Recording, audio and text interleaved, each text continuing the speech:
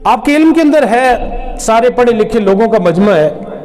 ہماری chief justice of Pakistan کی طرف سے، سپریم کورٹ آف پاکستان کی طرف سے ایک فیصلہ پچھلے دنوں جاری ہوا،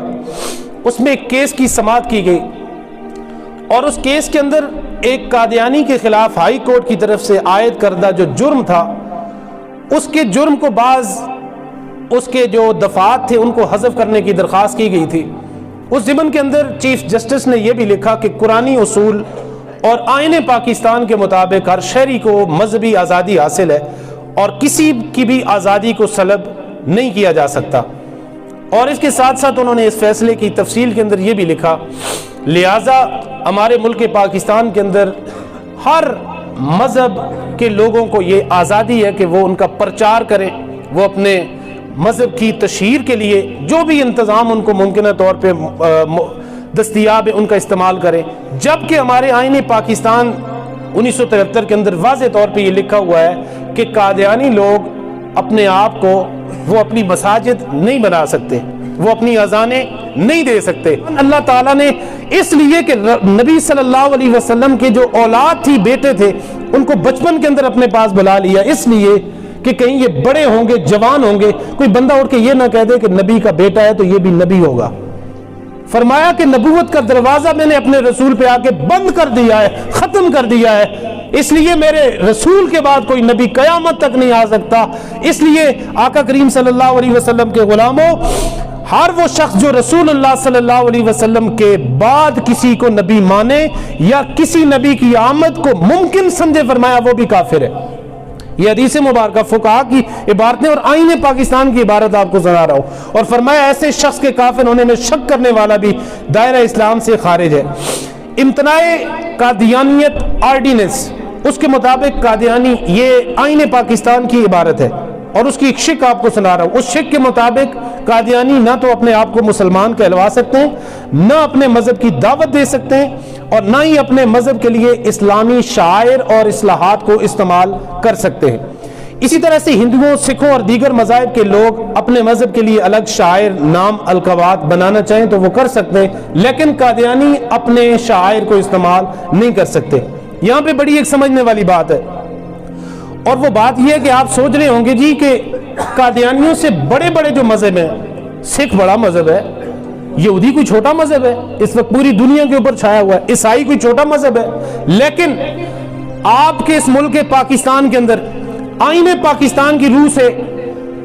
آپ کو پتہ ہے کہ اقلیتوں کو آزادی ہے کہ وہ اپنے گرجا گھروں کے اندر جا کے اپنی عبادت کریں، ان کے لیے کوئی کسی طرح کی کوئی پابندی نہیں ہے۔ سکھوں کے لیے کوئی پابندی نہیں ہے، وہ آتے ہیں حسن ابدال اور گرو نانک اور دیگر ان کے جہاں پہ تہوار ہیں، وہ وہاں پہ جاتے ہیں، اپنی باتیں کر کے چلے جاتے ہیں، کوئی ممانعت نہیں ہے۔ عیسائیوں کا بھی یہی حال ہے، ان کے لیے کوئی ممانعت نہیں ہے۔ تو سوال یہ پیدا نہیں ہوتا کہ قادیانیوں کے اوپر ہی آپ نے یہ اتنی زیادہ سختیاں کیوں کی ہوئی ہیں۔ اس لیے یہ سوال سمجھنا بڑا ضروری ہے، اس کا جواب سمجھنا بڑا ضروری ہے، کیونکہ ذہن کو پھیرنے کے لیے یہ سوال عام طور پہ کیا جاتا ہے کہ اتنے بڑے بڑے مذاہب، ان کو آپ نے چھٹی دی ہوئی ہے، آزادی دی ہوئی ہے، جبکہ قادیانیوں کو بھی اگر وہ اپنا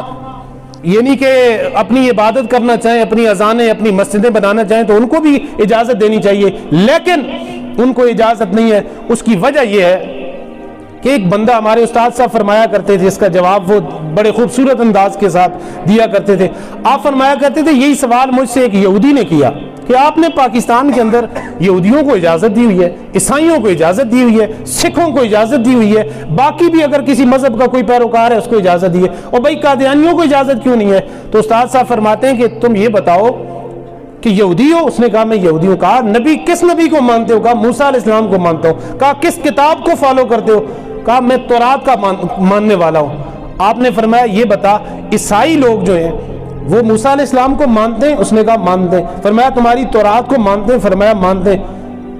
آپ نے فرمایا پھر یہ بتا، وہ عیسائی اپنے آپ کو یہودی کیوں نہیں کہہ سکتا؟ جب وہ موسیٰ علیہ السلام کو بھی مانتا ہے، تورات کو بھی مانتا ہے، پھر وہ عیسائی اپنے آپ کو یہودی کیوں نہیں کہہ سکتا؟ اس نے کہا اس کی بنیادی وجہ یہ ہے کہ موسیٰ علیہ السلام کو ماننے کے بعد وہ ایک اور نبی کو بھی مانتا ہے جسے عیسیٰ علیہ السلام کہتے ہیں، اس لیے ہم اسے